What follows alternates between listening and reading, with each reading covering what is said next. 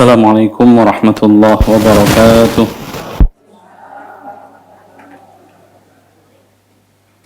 إن الحمد لله نحمده ونستعينه ونستغفره ونعوذ بالله من شرور أنفسنا وسيئات أعمالنا. من يهده الله فلا مضل له ومن يضلله فلا هادي له. أشهد أن لا إله إلا الله وحده لا شريك له وأشهد أن محمدا عبده ورسوله صلى الله وسلم وبارك عليه وعلى آله وأصحابه ومن تبعهم بإحسان إلى يوم الدين. قال الله تعالى: يا أيها الذين آمنوا اتقوا الله حق تقاته ولا تموتن إلا وأنتم مسلمون. يا أيها الناس اتقوا ربكم الذي خلقكم من نفس واحدة وخلق منها زوجها وبث منهما رجالا كثيرا ونساء واتقوا الله الذي تساءلون به والأرحام إن الله كان عليكم رقيبا. يا أيها الذين آمنوا اتقوا الله وقولوا قولا سديدا يصلح لكم أعمالكم ويغفر لكم ذنوبكم ومن يطع الله ورسوله فقد فاز فوزا عظيما. أما بعد فإن أصدق الحديث كتاب الله وأحسن الهدي هدي محمد صلى الله عليه وسلم وشر الأمور محدثاتها وكل محدثة بدعة وكل بدعة ضلالة وكل ضلالة في النار. Alhamdulillah, segala puji hanya milik Allah Jalla Jalaluh. Kita senantiasa bersyukur atas limpahan nikmat, curahan karunia yang Allah Subhanahu wa taala anugerahkan kepada kita, sehingga pada kesempatan yang berbahagia ini kita dapat hadir di salah satu rumah di antara rumah-rumah Allah untuk sama-sama duduk di majelis ilmu, yang mana ini merupakan majelis yang mulia di sisi Allah Subhanahu wa taala.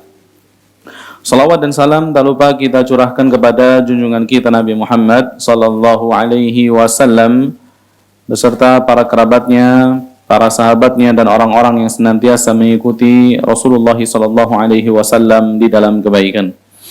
Ikhwatul iman rahimani wa rahimakumullah.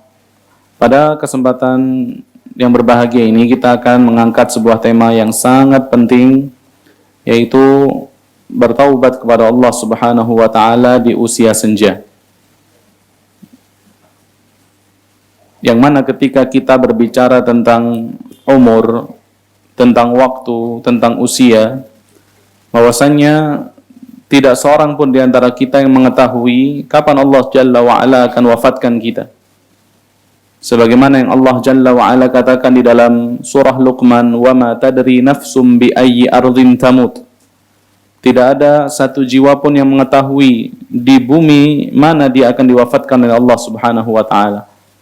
Tidak ada yang mengetahui kapan Allah Subhanahu wa taala mewafatkan kita, di mana Allah Subhanahu wa taala akan mewafatkan kita. Maka kita selaku orang yang beriman kepada Allah Subhanahu wa taala dianjurkan untuk senantiasa bertaubat kepada Allah Subhanahu wa taala.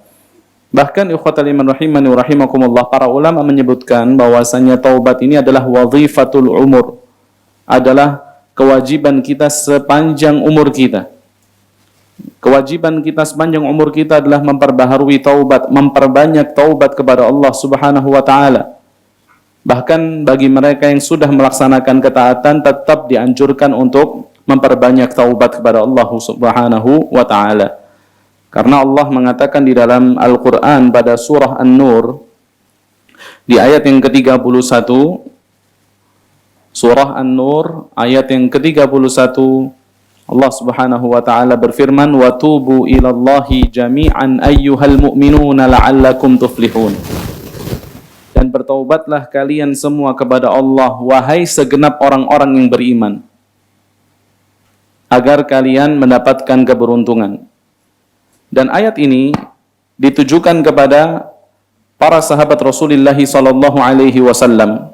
Dan kalau kita mau cek bahwasanya ayat ini adalah ayat madaniyah. Maknanya ayat ini turun setelah Rasulullah sallallahu alaihi wasallam hijrah ke kota Madinah. Dan ayat ini turun ketika para sahabat sudah berjuang dengan sangat luar biasa Mereka sudah melaksanakan peperangan demi peperangan. An-Nur ayat yang ke-31. Mereka sudah melaksanakan peperangan demi peperangan, berhijrah dari tempat tinggal mereka di kota Makkah datang ke kota Madinah, melaksanakan berbagai macam ketaatan kepada Allah, daripada salat, puasa, sedekah, zakat. Pun demikian Allah Subhanahu wa taala masih merintahkan mereka untuk bertaubat. Wa tubu ilallahi jami'an ayyuhal mu'minun.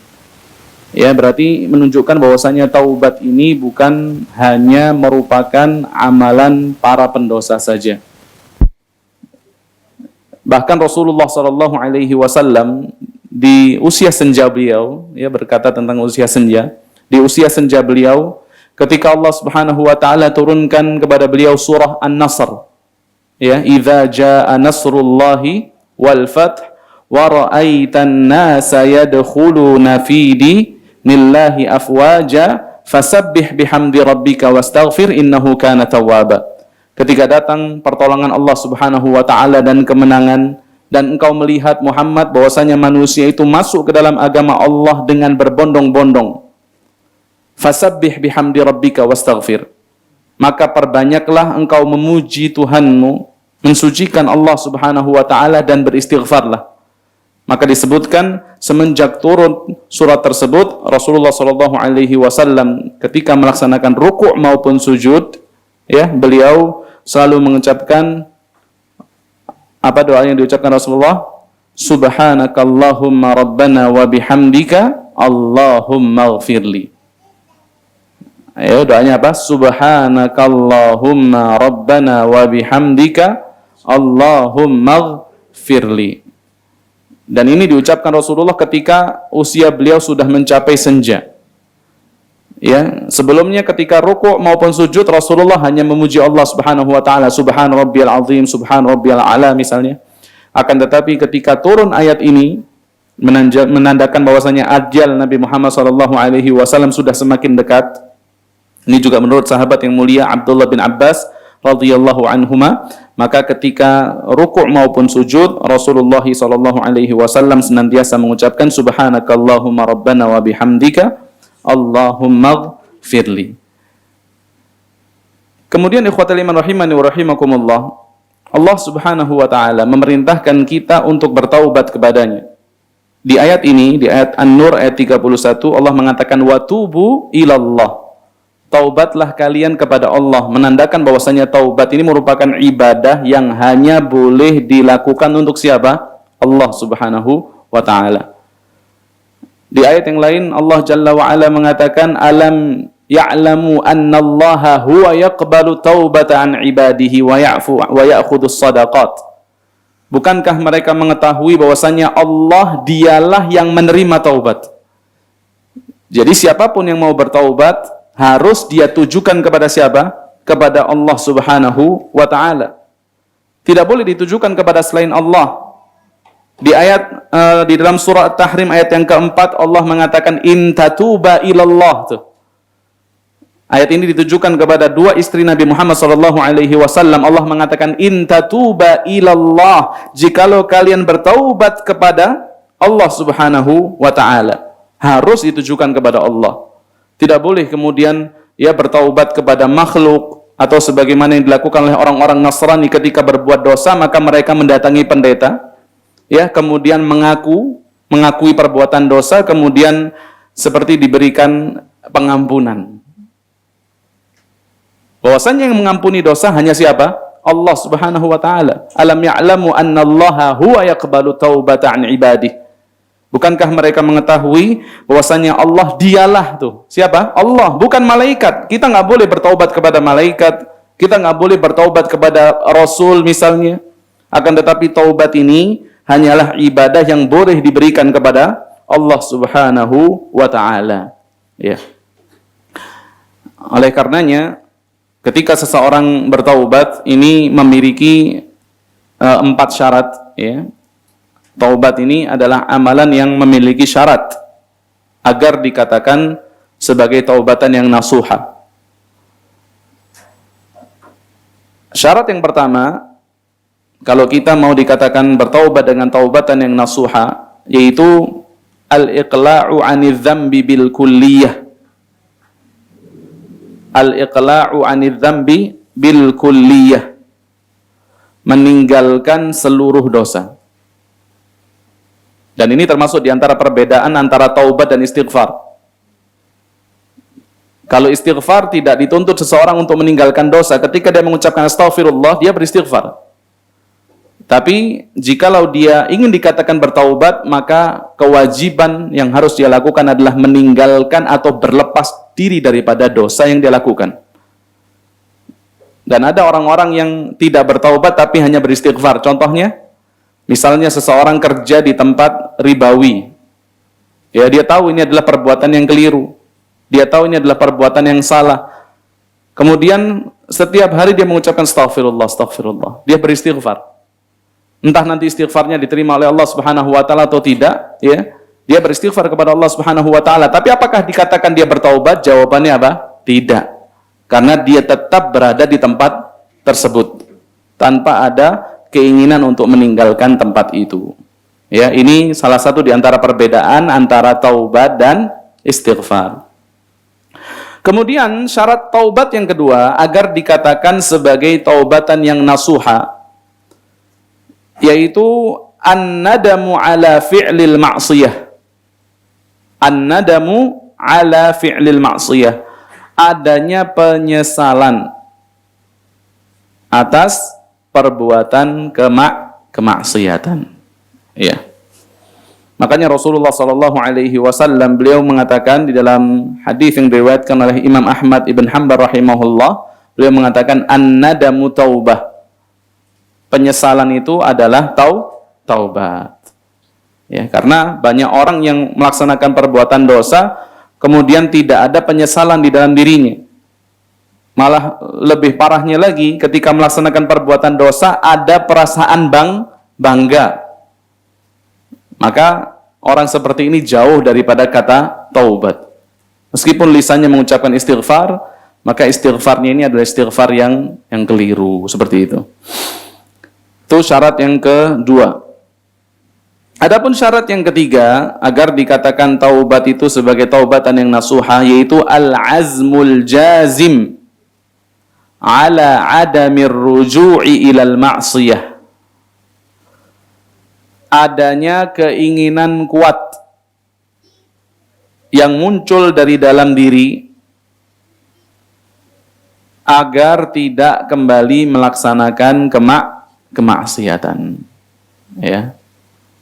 Berazam, memiliki keinginan yang kuat, semakin hari dosa ini semakin menjadikan dianya hancur, ya, semakin menjadikan dirinya itu terpuruk. Tapi bukan kemudian terpuruk yang tidak beramal, enggak. Orang ini terpuruk terus teringat akan perbuatan dosanya, yang itu menjadikan dia semangat untuk melaksanakan amalan, ya. Kemudian dia berazam untuk tidak kembali melaksanakan perbuatan dosa atau tidak mau kembali kepada perbuatan maksiat tersebut. Ini syarat yang ketiga. Dan ketika dosa itu dilakukan antara seorang hamba dan Allah, syaratnya ada 3. Ya, syaratnya ada berapa? 3. Yang pertama, dia tinggalkan maksiat. Yang kedua, dia menyesal. Yang ketiga, dia ada azam untuk tidak kembali melaksanakan kemaksiatan. Ingat ya, ini dosa yang berkaitan antara hamba dan Allah. Contoh misalnya, dia selama ini menjadi orang yang sering menyia-nyiakan sholat. Maka kalau dia ingin dikatakan sebagai orang yang bertaubat, ya dia harus ada penyesalan di dalam dirinya. Kemudian yang kedua, apa yang menjadikan dia ini sampai menyia-nyiakan sholat? Apakah perkara dunia? Maka dia tinggalkan perkara itu agar dia tidak menyia-nyiakan sholat. Ataukah pekerjaan, ataukah teman yang buruk misalnya? Itu yang dimaksud dengan al-iqla'. Berlepas diri daripada sarana yang dapat menghantarkan dia kepada kemaksiatan. Kemudian yang ketiga, al-azmu. Dia memiliki keinginan kuat untuk tidak kembali melaksanakan kemaksiatan. Akan tetapi, jikalau dosa ini berkaitan dengan sesama hamba Allah, ya, berkaitan dengan sesama manusia, maka syaratnya ditambah satu lagi. Syaratnya ditambah satu lagi. Apa itu? Yaitu dia berusaha untuk mengembalikan, ya, mengembalikan sesuatu yang dia ambil, mungkin kalau itu berkaitan dengan harta, atau misalnya dia pernah memukul saudaranya, maka dia datang untuk memohon maaf. Dan tidak akan dikatakan bertaubat kalau dia tidak laksanakan rukun yang keempat ini ketika bermaksiat dengan sesama hamba Allah Subhanahu wa taala, ya. Kalau ada orang nyuri mobil misalnya, setelah dia nyuri mobil, enggak cukup dia mengatakan astaghfirullah wa atubu ilaih, enggak cukup. Ya, istighfar enggak cukup. Taubat enggak cukup, tapi dia harus kembalikan mobilnya. Dia mencuri harta orang lain, enggak cukup dia mengucapkan astaghfirullah wa atubu ilaih, itu enggak cukup. Tapi dia harus mendatangi orang yang dicuri hartanya, kemudian dikembalikan hartanya. Atau misalnya hartanya sudah nggak ada, dia ganti dengan nilai yang semisal. Atau misalnya dia belum ada kemampuan untuk mengganti saat ini, maka dia berjanji untuk menggantinya di kemudian hari. Ya, ini adalah syarat atau rukun taubat. Jikalau taubat berkaitan dengan Allah, dengan haknya Allah, itu ada 3 rukunnya. Tapi jikalau berkaitan dengan hak sesama hamba Allah, ditambah dengan rukun yang keempat. Kemudian ikhwatal iman rahimani wa rahimakumullah, ya, taubat ini adalah amalan yang meskipun Allah Subhanahu wa taala syariatkan, Allah perintahkan, tapi terkadang sulit bagi seseorang untuk melakukannya. Di sini para ulama menyebutkan ada beberapa sebab. Ada beberapa sebab yang menjadikan seseorang ini, ya, susah untuk melaksanakan taubat atau terhalang daripada bertaubat kepada Allah Subhanahu wa taala. Sebab yang pertama yang bisa menghalangi seseorang daripada taubat kepada Allah yaitu al-jahlu billah. Ini sebab yang terbesar. Al-jahlu billah, orang tersebut bodoh atau tidak mengetahui tentang Allah. Ya, orang tersebut bodoh atau tidak mengetahui tentang Allah Subhanahu wa taala. Bahwasanya Allah itu menerima taubat, Allah Subhanahu wa taala itu mengampuni seluruh dosa.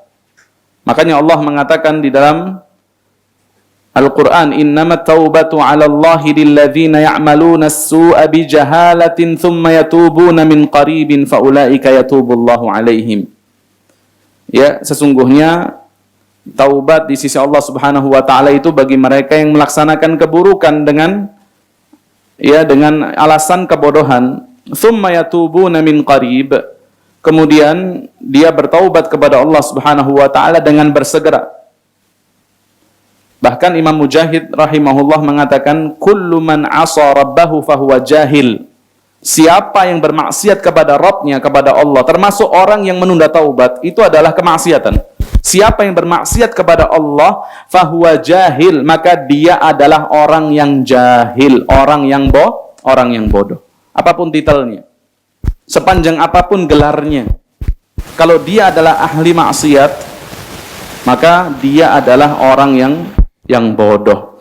Hatta yanzi'a an maksiyatihi, sampai orang tersebut meninggalkan kemaksiatannya. Kalau kemaksiatannya itu ya karena dia menunda taubat, sampai dia bersegera bertaubat kepada Allah Subhanahu wa taala. Oke. Ini sebab yang menghalangi seseorang dari bertaubat yang pertama. As-sababu tsani, sebab yang kedua yaitu al-ghaflatu an dzikrillah. Al-ghaflatu an dzikrillah, yaitu orang tersebut senantiasa lalai daripada mengingat Allah Subhanahu wa taala. Jadi kita kalau senantiasa melupakan Allah, tidak ingat kepada Allah, ini bisa menjadikan kita jauh daripada ketaatan, termasuk diantaranya jauh daripada bertaubat kepada Allah. Allah mengatakan, wa man adlamu mimman dzukkira bi ayati rabbih tsumma a'rada 'anha wa nasiya ma qaddamat yadah. Dan siapa yang lebih zalim dibandingkan mereka yang disebutkan ayat-ayat Rabb-nya, ya, disebutkan tentang kebesaran-kebesaran Allah, fa'aradu anha, kemudian dia berpaling daripada peringatan itu, ya, karena lalai atau karena malas, ya, wa nasiya ma qaddamat yadah, dan dia melupakan apa yang pernah diperbuat oleh kedua tangannya, ya, dengan melaksanakan kemaksiatan kepada Allah Subhanahu wa ta'ala. Jadi ini sebab yang kedua, karena orang tersebut terjebak di dalam kelalaian daripada mengingat Allah, ya, maka perbanyak untuk zikrullah, perbanyak untuk mengingat Allah. Ada waktu-waktu yang kita dianjurkan untuk memperbanyak zikir, termasuk diantaranya yaitu zikrul sabah wa zikrul masa, zikir pagi, zikir petang, itu dibaca. Atau zikir setelah melaksanakan sholat, itu dibaca. Atau misalnya zikir, ya, memperbanyak mengingat Allah di waktu malam, ya. Misalnya setelah sholat tahajud, ya, memperbanyak untuk beristighfar, ya. Dan istighfar ini seperti taubat, bukan hanya ditujukan kepada para pelaku kemaksiatan saja. Bahkan Allah mengatakan, memuji orang-orang yang akan dimasukkan ke dalam surga, diberikan kepada mereka sifat yaitu wabil asharihum yastaghfirun. Mereka itu di waktu sahur senantiasa beristighfar kepada Allah Subhanahu wa ta'ala. Ya, setelah melaksanakan ketaatan, yaitu melaksanakan sholat malam, mereka menyempatkan untuk beristighfar kepada Allah Subhanahu wa ta'ala. As-sababu tsalits, sebab yang ketiga yang bisa menghalangi seseorang daripada taubatan yang nasuha, yaitu an-nafsu al-ammaratu bis-su, yaitu hawa nafsu yang memerintahkan kepada keburukan, ya. Hawa nafsu senantiasa memerintahkan manusia daripada keburukan. Makanya di antara doa yang dibaca Rasulullah ketika beliau memulai khutbahnya, ya, di antaranya yaitu Rasul mengatakan, wa na'udzu billahi min syururi anfusina wa sayyiati a'malina. Kami berlindung diri kepada Allah daripada keburukan, ya, hawa nafsu, ya, keburukan jiwa kami, wa sayyiati a'malina, dan daripada keburukan amal perbuatan kami. Ini yang dapat menghalangi seseorang daripada melaksanakan taubat kepada Allah, yaitu hawa nafsu yang senantiasa memerintahkan kepada keburukan. Kemudian termasuk di antara penghalang taubat, yaitu yang keberapa? 4. Ittiba'u al-hawa, yaitu mengikuti hawa nafsu. Kalau tadi memang hawa nafsu yang memang mengajak manusia untuk melaksanakan keburukan. Tapi kalau poin yang keempat ini adalah dari segi manusia yang senantiasa mengikuti hawa nafsu tersebut, ya. Sebagaimana yang Allah katakan, afara'aita man ittakhadha ilahahu hawahu wa adallahu Allahu ala ilm. Ya, tentang orang-orang yang menjadikan hawa nafsunya ini sebagai tuhannya, senantiasa mengikutinya. Wa adallahu Allahu ala ilm. Dan Allah Subhanahu wa ta'ala menjadikan orang tersebut tersesat. Ya, karena apa? Mengikuti hawa nafsu. Ini poin yang keempat. Poin yang kelima, ya ini kebanyakan ya dikeluhkan oleh kita semua, apa itu? Al-iftitanu bizukhrufid dunya, tertipu dengan gemerlapnya dunia, ya, tertipu dengan gemerlapnya dunia. Sehingga sebagian orang itu kadang nggak mau bertobat karena tidak mau berpisah dengan dunianya. Wah, kalau saya taubat berarti nanti, ya, saya akan kehilangan A, B, C, saya akan kehilangan harta, saya akan tidak punya teman, dan seterusnya. Maka orang seperti ini tertipu dengan gemerlapnya dunia, sehingga dia tidak mau bertaubat kepada Allah Subhanahu wa ta'ala. Maka dikatakan di sini, barang siapa yang dunia ini telah menetap di dalam hatinya, taharrakat jawarihuhu fil ma'siyah, maka anggota tubuhnya ini akan bergerak untuk melaksanakan kemaksiatan. Wa mana'at taubah, dan dia akan menghalangi dirinya untuk bertaubat kepada Allah Subhanahu wa taala. Alasannya apa? Li'annaha taqta' alaihi syahwatu. Karena dengan bertaubat maka dia akan memutus syahwatnya dan dia belum mau untuk melaksanakan yang demikian, ya. Jadi yang poin yang kelima, karena orang ini terfitnah dengan gemerlapnya dunia. Kemudian poin yang keenam, ya, ada banyak sini sebab-sebab yang menghalangi seseorang untuk bertaubat. Poin yang keenam adalah tulul amal. Apa itu tulul amal? Panjangnya angan-angan. Ya, jadi dia merasa bahwasanya nanti masih umur berapa? 25. Nanti aja nunggu umur 30 baru taubat. Nanti dengar-dengar kan orang itu dipersimbahkan ketika umur 40. Ya, nantilah masih umur 30. Terus dia maksiat ketika 40. Nantilah. Ini masih ada kesempatan untuk memperbanyak harta nanti kalau sudah umur 50. Kalau 50 juga seperti itu, 60 juga seperti itu. Karena dia apa? Dia memiliki angan-angan yang panjang. Ya, faman tala amaluhu, maka siapa yang panjang angan-angannya, maka dia akan senantiasa merasa aman daripada hukuman Allah. Kalau dia dalam konteks orang yang bermaksiat, dan dia tidak akan bertaubat kepada Allah Subhanahu wa taala daripada kemaksiatan, ya.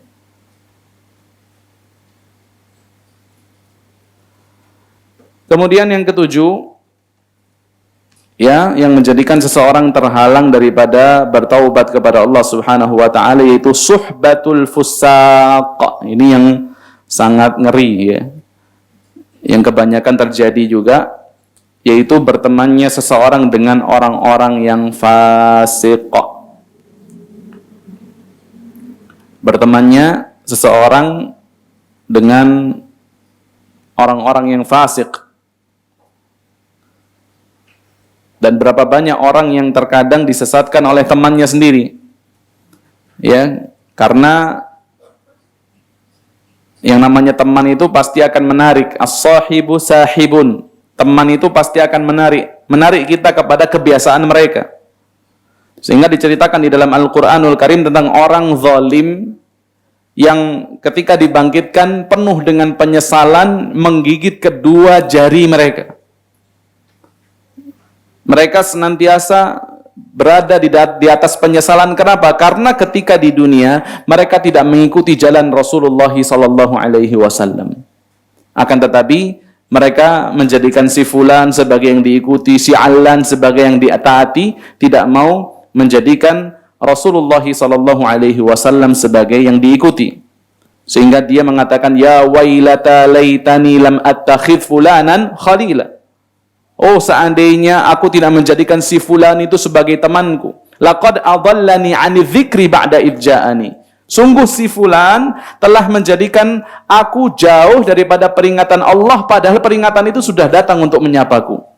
Jadi dia sudah ada di persimpangan, dia sudah ingin menyambut peringatan Allah Subhanahu wa taala, tapi karena teman yang buruk, ini akan bisa menjadikan dia jauh daripada peringatan Allah Subhanahu wa taala. Ya, jadi ini 7 poin yang dapat menjadikan seseorang jauh daripada taubat. Poin yang ke-8, ya, as-sababus tsamin, ya, tentu adalah musuh kita yang nyata. Siapa musuh kita yang nyata? Syaitan, ya. Asy-syaitan yang senantiasa menghalangi manusia daripada bertaubat kepada Allah Subhanahu wa ta'ala. Karena memang iblis itu ketika dikeluarkan dari surga, dia sudah berjanji akan apa? Menghalangi manusia dari jalan Allah yang lurus. La aqudanna lahum siratakal mustaqim. Aku akan, ya, halangi mereka daripada jalanmu yang lurus. Termasuk diantara cara iblis atau cara syaitan, ini ditulis juga cara-cara syaitan untuk menghalangi manusia daripada bertaubat. Ya, cara-cara syaitan untuk, ini poin ke-8, berarti ada beberapa poin lagi. Cara-cara syaitan untuk menghalangi manusia daripada bertaubat kepada Allah. Yang pertama, tahdziru atau takhdirul 'asi bitaswifit taubah ila akhiri umrihi, yaitu menghalangi seseorang yang bermaksiat untuk bertaubat dengan cara apa? Dengan cara menunda. Ya, dengan cara untuk menunda taubat sampai akhir umur. Ya, tentunya dia dengan membisikkan bahwasanya kamu masih muda, ya. Kamu masih potensi dan seterusnya. Ini yang dapat menjadikan seseorang terhalang daripada taubat, taswif. Karena di antara senjata iblis itu adalah taswif. Ada yang disebut dengan talbis, ada yang disebut dengan tazyin, ada yang disebut dengan taswif. Talbis itu adalah iblis menutupi ya kebenaran sehingga kebenaran itu tidak tampak. Itu disebut dengan talbis.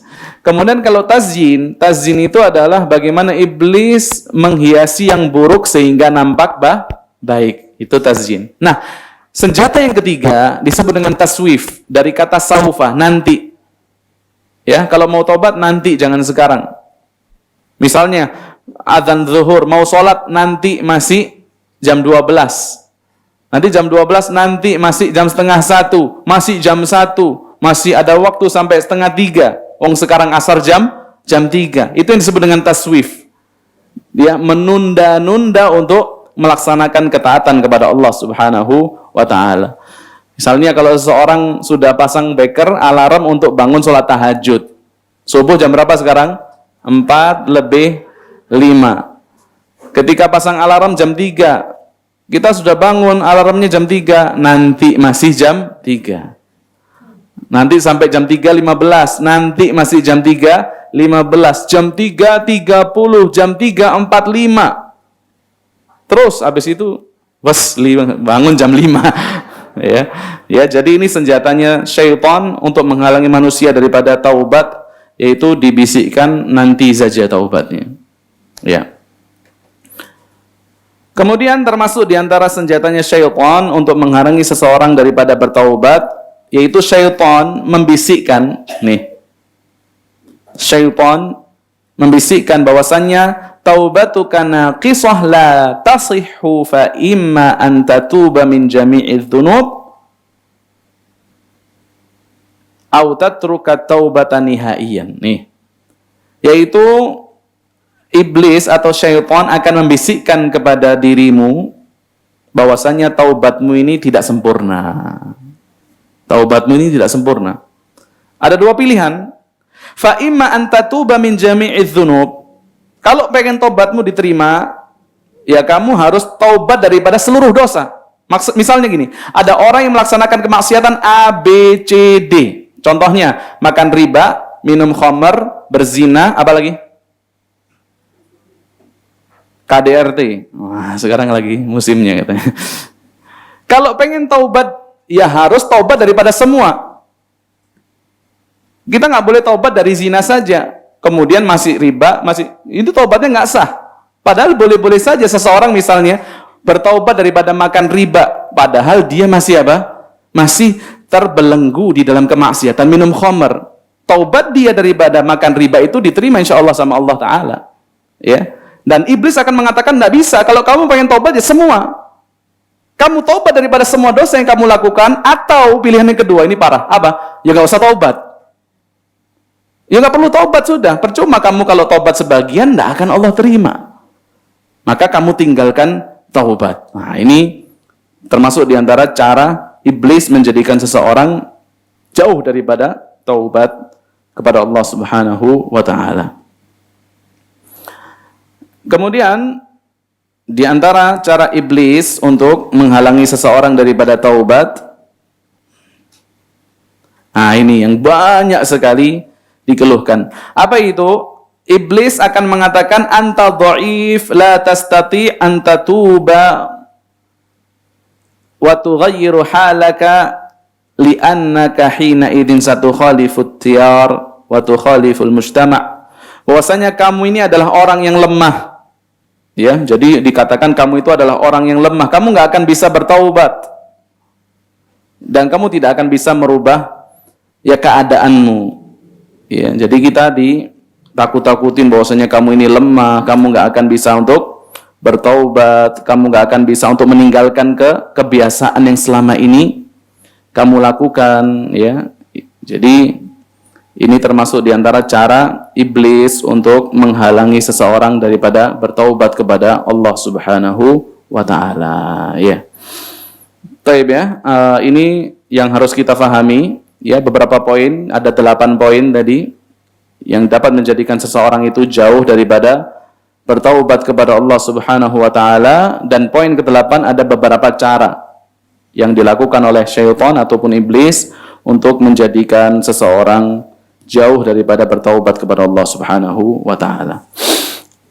Taib ikhwatal iman rahimani wa rahimakumullah, ya, ketika kita mengetahui bahwasannya kita sangat butuh kepada taubat, ya, maka hendaknya kita mengerjakan beberapa amalan yang disebutkan ini agar kita bisa senantiasa bertaubat kepada Allah Subhanahu wa Ta'ala.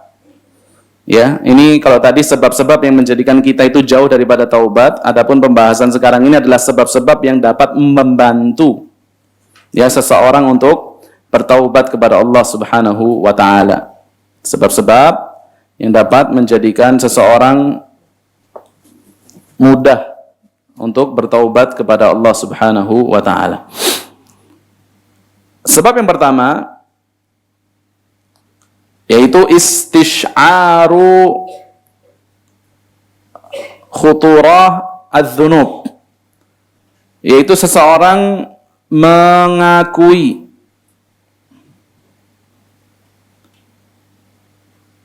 bahayanya perbuatan dosa, baik itu dosa besar maupun dosa kecil. Ya, istish'aru khuturah adz-dzunub, dan seseorang khawatir nih tertimpa akibat daripada perbuatan dosanya, baik itu di dunia maupun di akhirat. Ini yang akan menjadikan kita tertantang atau termotivasi untuk senantiasa bertaubat kepada Allah Subhanahu wa Ta'ala. Dengan kita sadar bahwasanya dosa yang kita lakukan itu pasti ada dampaknya. Ya. Baik itu di dunia. Contoh dampak di dunia apa? Seseorang kalau melaksanakan perbuatan dosa dan dia terus-menerus melaksanakan perbuatan dosa tersebut, maka akan terbuka pintu atau peluang untuk melaksanakan perbuatan dosa yang lainnya, yang akan menjadikan hatinya itu hitam, pekat, berkarat. Sebagaimana yang Allah katakan di dalam surah Al-Mutaffifin, kalla bal rana ala qulubihim ma kanu yaksibun. Sekali-kali tidak, bahwasannya hati mereka itu hitam atas apa yang mereka kerjakan. Jadi kemaksiatan yang kita lakukan itu bisa menjadikan hati kita hitam. Makanya Rasulullah SAW mengatakan di dalam sebuah sabdanya, bahwasannya seorang hamba ketika melaksanakan satu perbuatan dosa, nukkita fi qalbihi nuktatun sauda, akan diletakkan di dalam dadanya atau hatinya ini sebuah titik hitam. Setiap kali dia beristighfar, bertaubat, meninggalkan kemaksiatan, suqilah qalbuhu, hatinya itu dibersihkan. Tapi kalau dia tidak beristighfar, terus melaksanakan kemaksiatan, titik hitam itu akan semakin banyak sampai hatinya itu hitam. Kalau hati sudah hitam, apa dampaknya? Susah melaksanakan ketaatan, mudah melaksanakan kemaksiatan. Jangan dipikir orang yang melaksanakan perbuatan dosa itu langsung perbuatan dosa besar, ya. Yang dipikir orang yang melaksanakan perbuatan dosa besar itu langsung, itu enggak. Pasti ada muqaddimah-muqaddimahnya.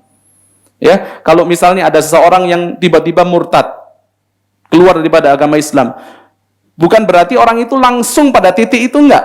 Pasti ada kemaksiatan-kemaksiatan kecil yang lain yang kita enggak tahu kadang, yang itu menghantarkan dia untuk melaksanakan kemaksiatan yang besar. Ya.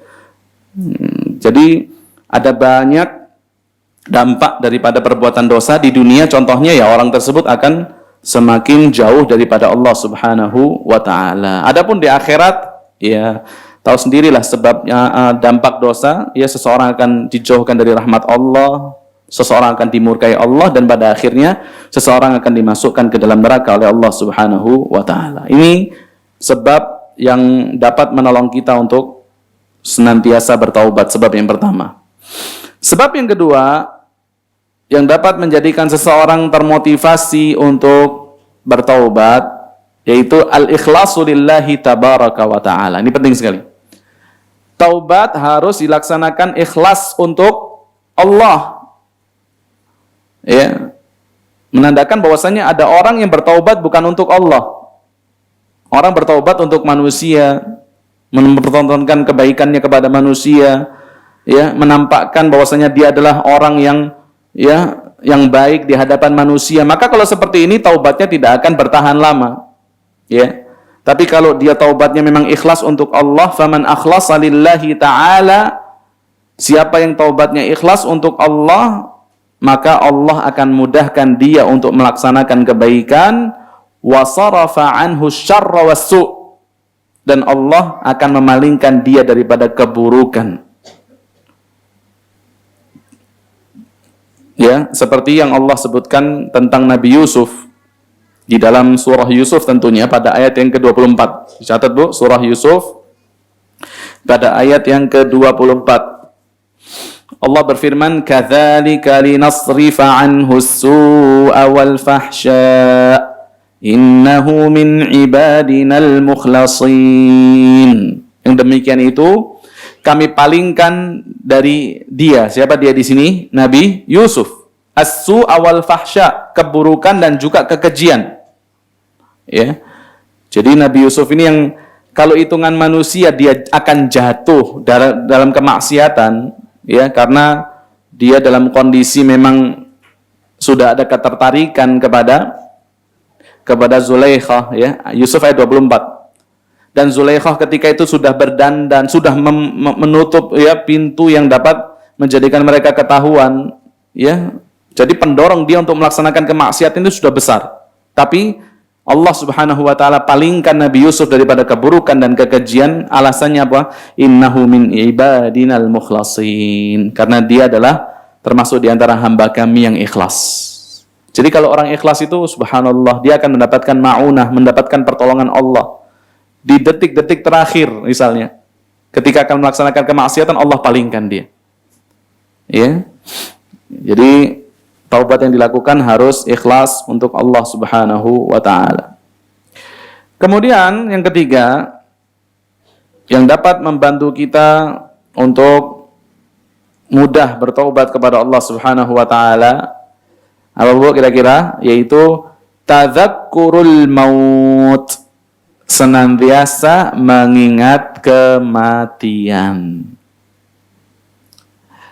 Fa innal 'abda idza ma tadzakkara al-maut wa ahwalahu fa innahu hatman sayujaddidu taubata lillahi azza wa jal. Karena seorang hamba ketika dia senantiasa mengingat kematian dan keadaan-keadaan yang ada ketika itu, ya, di mana seseorang yang diwafatkan Allah Subhanahu wa taala, ada yang baik, ada yang buruk. Kalau yang baik itu yang datang adalah malaikat-malaikat yang rupanya itu baik, ya, membawa kain kafan dari surga dengan wangian-wangian yang sangat semerbak harumnya dan seterusnya.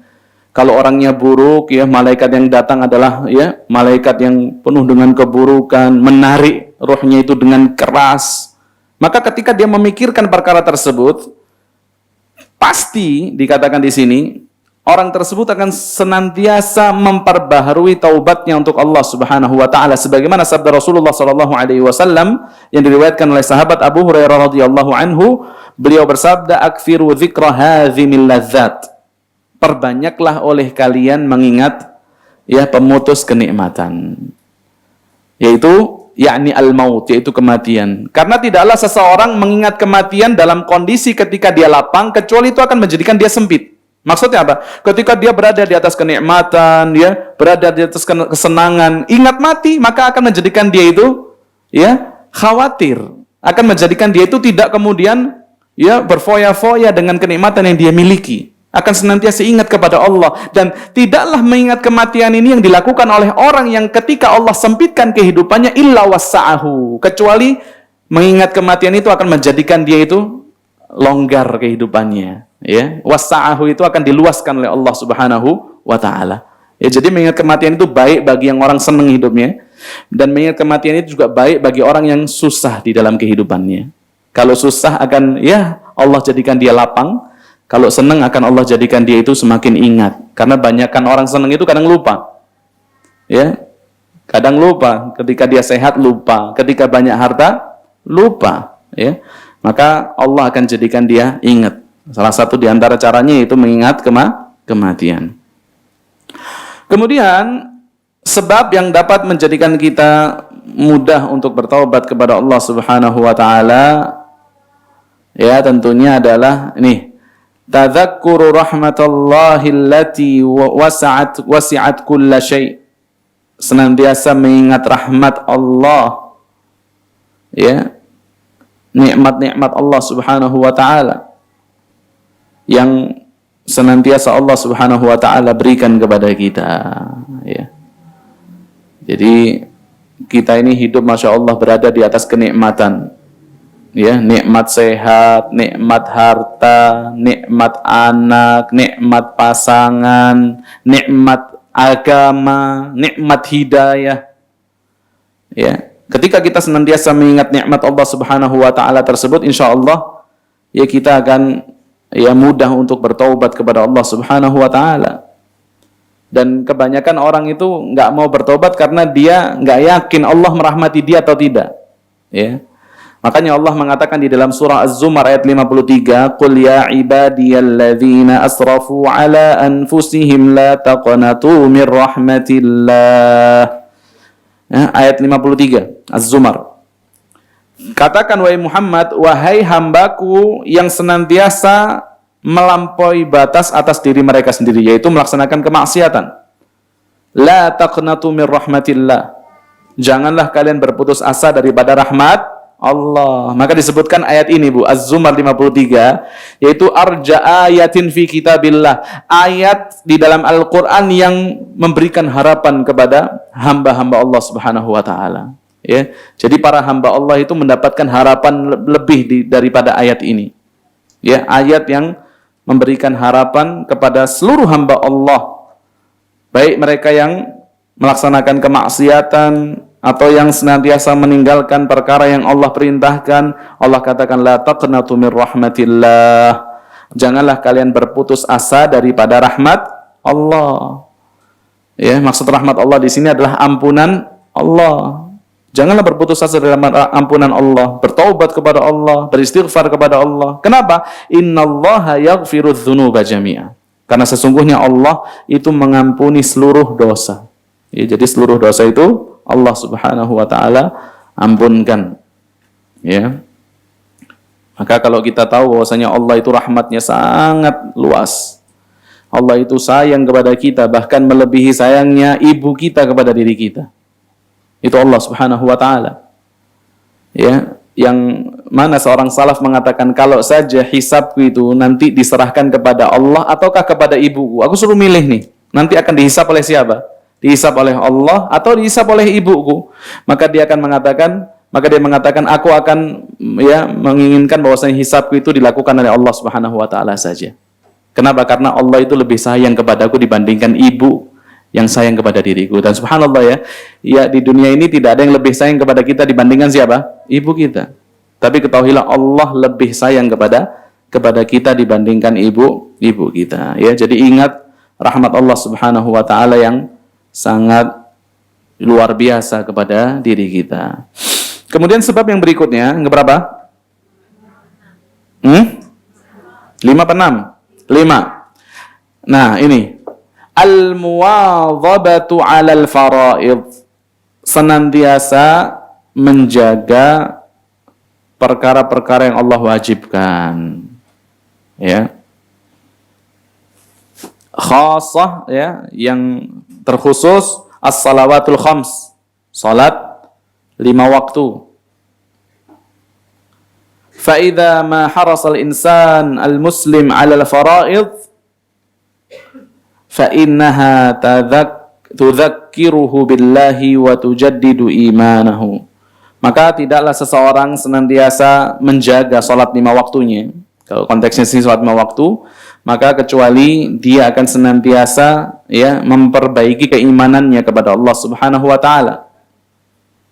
ya, menjaga salat 5 waktunya, maka dia akan senantiasa memperbaiki keimanannya kepada Allah, memperbaharui keimanannya kepada Allah Subhanahu wa taala.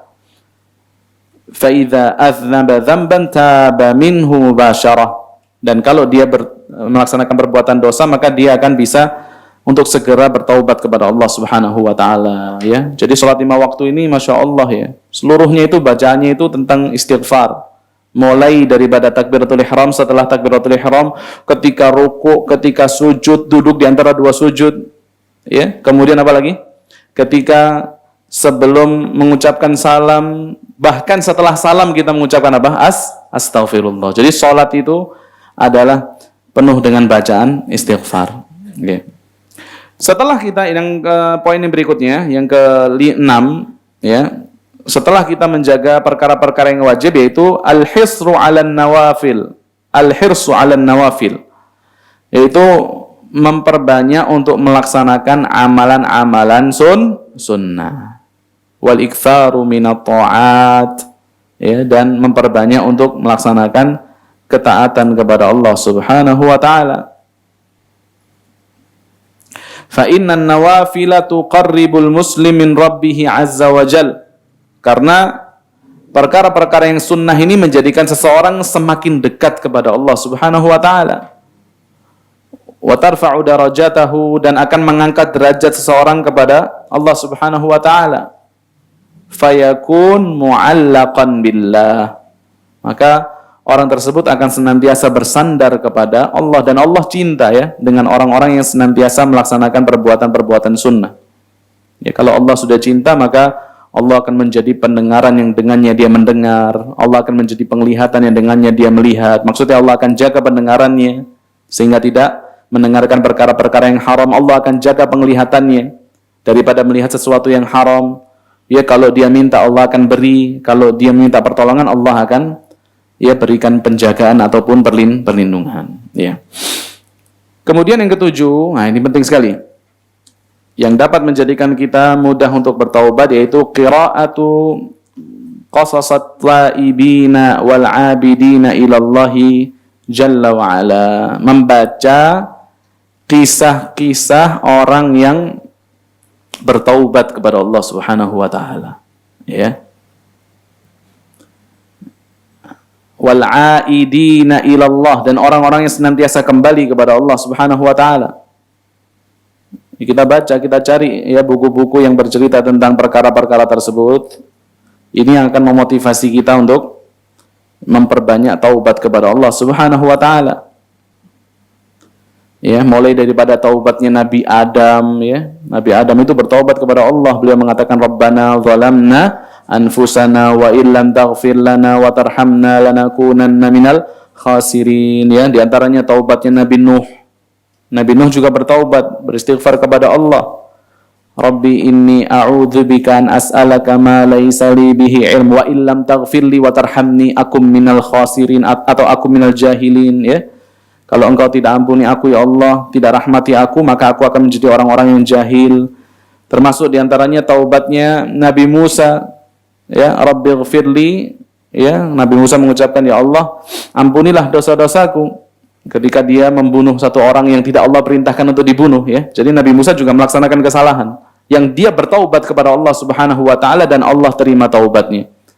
Termasuk diantaranya taubatnya Nabi Muhammad SAW, atau bagaimana Rasulullah itu senantiasa bertaubat.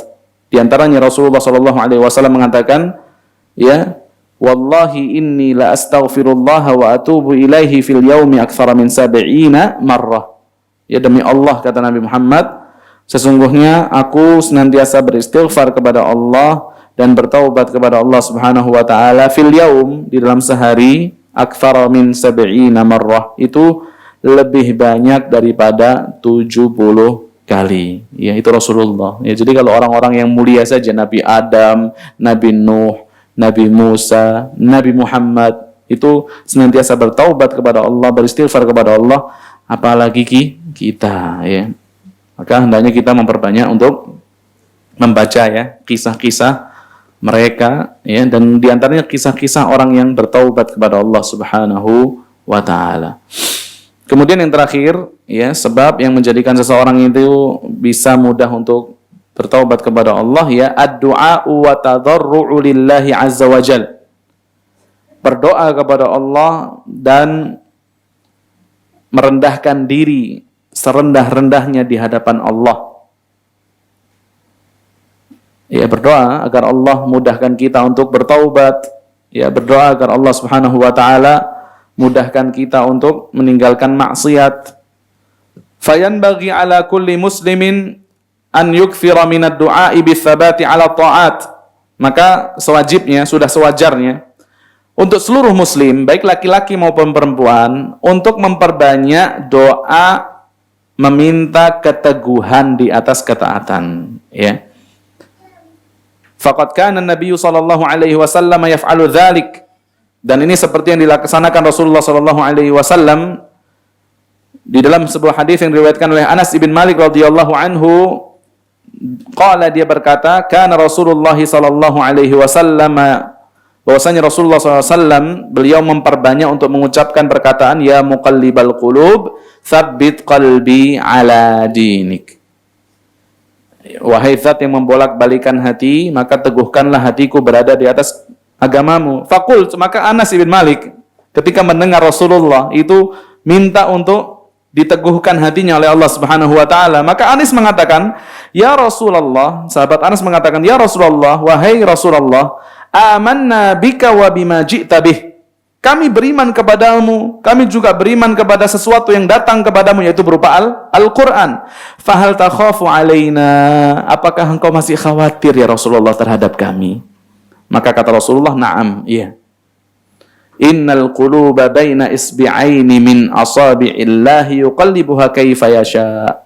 Karena sesungguhnya hati itu berada di antara jari jemari Allah, yang mana Allah itu membolak-balikkan hati tersebut sesuai dengan kehendak Allah. Maka perbanyak doa Allahumma ya muqallibal qulub, termasuk diantaranya doa Rabbana la tuzigh qulubana ba'da idh hadaitana wa hab lana min ladunka rahmatan innaka antal wahhab. Ya, jadi ini kiat-kiat atau sebab-sebab yang dapat menjadikan kita mudah untuk bertaubat kepada Allah Subhanahu wa taala. Ya, baik ya.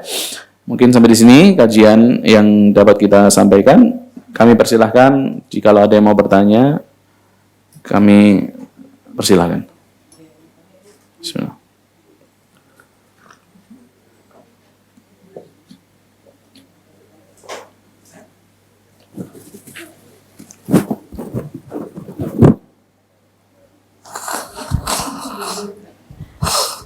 Ibu ada yang mau tanya, Bu? Ayo tentang ini nih, taubat nasuha. Masa sebanyak ini nggak ada yang nanya?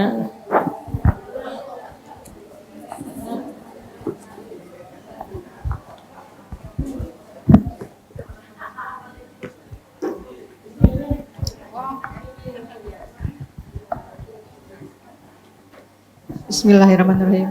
Assalamualaikum Ustaz. Saya punya seorang kakak, umurnya sudah 68 tahun. Bagaimana cara saya untuk memberitahu dia agar bertobat atas perilakunya yang sangat buruk, Ustaz? Ada beberapa yang tidak bisa saya sebutkan satu persatu, tapi saya sedih melihatnya, Ustaz. Di usianya yang sudah 68 tahun ini, dia belum bertobat, Ustaz. Tolong pencerahannya untuk saya bisa sampaikan kepada beliau. Terima kasih. Assalamualaikum. Assalamualaikum warahmatullahi wabarakatuh. Baik ya. Jadi untuk ibu yang bertanya, semoga Allah Subhanahu wa taala berikan kepada kita kemudahan untuk bertaubat juga kepada ibu, kepada kita semua. Dan ibu juga harus memahami bahwasanya taubat ini merupakan ibadah yang tidak mungkin seseorang bisa melaksanakannya ketika Allah Subhanahu wa taala tidak menghendaki hamba tersebut untuk bertaubat. Jadi taubat ini juga harus berdasarkan dengan taufik Allah Subhanahu wa taala. Maka bagi ibu untuk senantiasa mendoakan, ya, mendoakan kakaknya atau saudaranya agar Allah Subhanahu wa taala berikan taufik.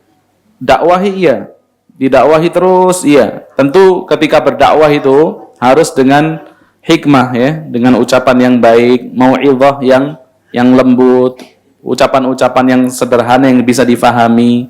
Dan bagi yang berdakwah, ibu di sini harus bersabar ya, karena kalau dakwah tidak sabar justru ini akan menjadikan seseorang itu jauh daripada hidayah Allah Subhanahu wa taala, atau justru menjadikan kita yang jauh daripada petunjuk Allah. Bukankah kita pernah mendengar satu kisah ya tentang dua orang yang saling tegur ya, ada orang yang sudah melaksanakan ketaatan lewat di hadapan pelaku maksiat, kemudian dinasihatkan untuk taubat, tapi si pelaku maksiat ini tidak mau bertaubat sampai 3 kali, sehingga si pelaku maksiat ini kesel sampai dia mengatakan, siapa kamu? Apakah kamu adalah malaikat yang diutus Allah untuk senantiasa mengawasiku? Tinggalkan aku. Sehingga yang dakwah ini nggak sabar, kemudian mengatakan, lan yaghfirallahu lak, kamu nggak akan diampuni sama Allah Subhanahu wa taala.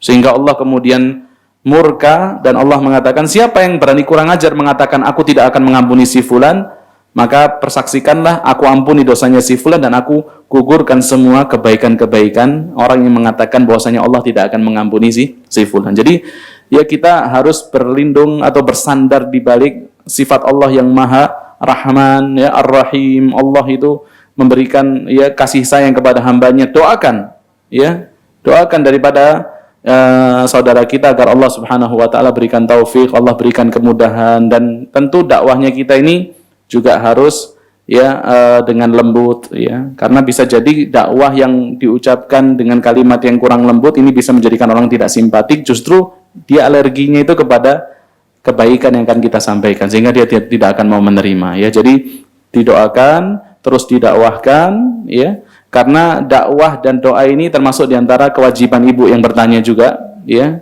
ibadah yang harus ibu lakukan. Semoga Allah Subhanahu wa taala berikan kemudahan seperti itu ya.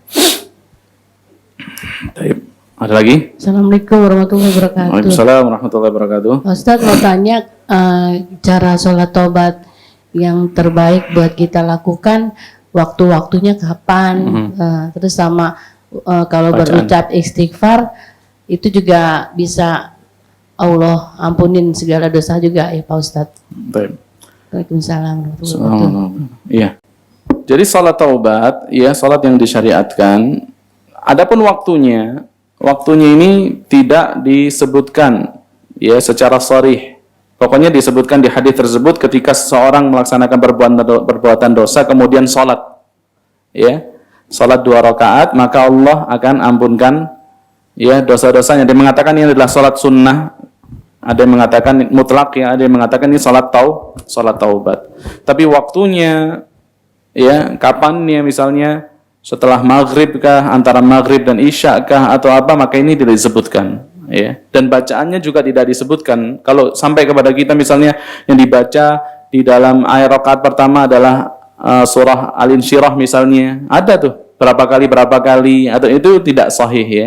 Pokoknya salat 2 rakaat saja dengan penuh penyesalan karena melaksanakan perbuatan dosa, insyaallah taballahu alaihi, Allah akan mengampunkan dosa-dosanya. Dan waktu istighfar yang paling afdal ya, seperti yang ditanyakan ibu tadi, yaitu pada sepertiga malam terakhir ya, pada sepertiga malam terakhir, seperti ucapan Nabi Yakub ketika putra-putranya itu mengaku melaksanakan perbuatan dosa, minta agar Nabi Yakub memintakan ampun kepada Allah untuk mereka. Maka Nabi Yakub mengatakan, saufa astaghfiru lakum rabbi, saufa, aku akan memohonkan ampun untuk kalian kepada Tuhanku.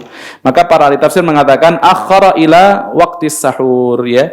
Kemudian dia mengakhirkan untuk mengistighfarkan itu sampai waktu sahur. Ditunggu sampai waktu sahur, kemudian dia memohonkan istighfar untuk anak-anaknya. Jadi waktu yang paling afdal untuk beristighfar adalah waktu sahur. Meskipun misalnya ketika kita melaksanakan dosa langsung kita istighfar, tapi kita juga fokuskan di waktu sahur, kita hadirkan dosa yang tadi kita laksanakan, kemudian kita beristighfar kepada Allah Subhanahu wa taala di waktu sahur ya. Dan yang saya sampaikan tadi, bahwasanya istighfar itu tidak hanya bagi para pendosa. Buktinya Allah mengatakan wabil ashari hum yastaghfirun, di waktu sahur mereka beristighfar ya. di waktu sahur mereka beristighfar, tentu setelah mereka melaksanakan ketaatan. Setelah sholat malam kemudian istighfar, ya. Setelah sholat malam kemudian istighfar. Tidak ada orang yang misalnya ya terus berada di kemaksiatan, kemudian misalnya dia begadang semalaman untuk bermaksiat dan dia khususkan waktu sahur untuk istighfar, itu nggak ada. Ya, berarti orang ini apa? Sudah melaksanakan ketaatan, sholat tahajudnya, masya Allah, sholat witir dia laksanakan, tapi dia sediakan beberapa saat untuk apa? Istighfar di waktu sahur. Ya, jadi boleh diakhirkan di waktu sahur, tapi langsung ketika melaksanakan perbuatan dosa itu langsung beristighfar kepada Allah Subhanahu Wa Taala. Ya, ada lagi? Nah, begini Pak Ustadz, untuk perokok. Nah, ini perokok ini kan tidak dosa, tapi manfaat dan mudarat dan manfaatnya justru lebih besar mudaratnya. Nah, ini bagaimana Pak Ustadz untuk perokok? Makasih. Waalaikumsalam. Oke. Ini perokok tidak dosa, ini juga perlu kita telaah lagi ucapan ini ya. Karena Bu, yang pertama Allah berikan kepada kita amanah ya berupa jasad kita. Ini perintahnya supaya apa? Dijaga.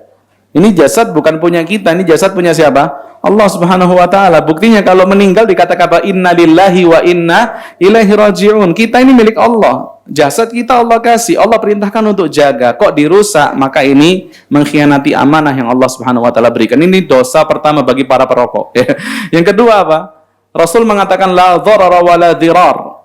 Tidak boleh seseorang itu ya melakukan kemudaratan dan menimpakan kemudaratan kepada orang lain. Perokok, masya Allah, ya, dia bukan melakukan kemudaratan pada dirinya, tapi dia juga menimpakan kemudaratan kepada orang-orang yang ada di sekitarnya, entah itu istrinya, anaknya, ya, atau teman-teman dia duduk. Maka ketika dia merokok, dia melaksanakan kemaksiatan. Ya, jadi bagi para perokok, ya, misalnya ketika dia merokok, dia tahu rokok ini memang nggak boleh, haram, dan dia harus menyadari itu. Ya, kemudian dia beristighfar dari merokok misalnya, dia berusaha ngurangin, kan orang sekarang gitu ya, nggak bisa langsung, bisanya dikurangin misalnya. Maka ketika dia beristighfar, kemudian setelah itu dia ngerokok lagi. Ya, kemudian dia beristighfar, dia merokok lagi, dan ini diperbolehkan, bisa saja seperti itu, bukan diperbolehkan, bisa saja seseorang melakukan seperti itu. Tapi orang ini tidak dikatakan bertaubat. Kenapa? Karena dia tidak tinggalkan tadi. Ya, makanya kalau istighfar itu tidak disyariatkan, tidak disyaratkan seorang itu ketika istighfar harus tinggalkan maksiatnya semua, enggak.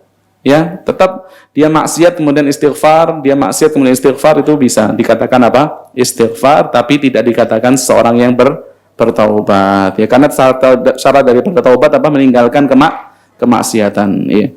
Maka bagi yang merokok, ya dia harus tahu, ini risalah juga kami tujukan bagi para perokok, dia harus sadar bahwasanya ini adalah kemaksiatan, ini adalah perbuatan yang Allah larang, apalagi Allah memerintahkan para rasul untuk apa?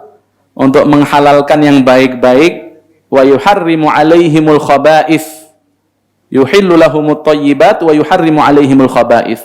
Rasul itu diutus untuk menghalalkan yang baik-baik dan mengharamkan yang buruk-buruk. Dan kita semua sepakat ya, rokok itu apa? Buruk. Berarti Rasul juga diutus untuk mengharamkan yang buruk-buruk. Ya, maka untuk tidak hanya sekedar dia kurangin atau seperti apa, tapi dia harus meninggalkan perbuatan seperti itu. Ya. Baik. Ada lagi? Bismillah.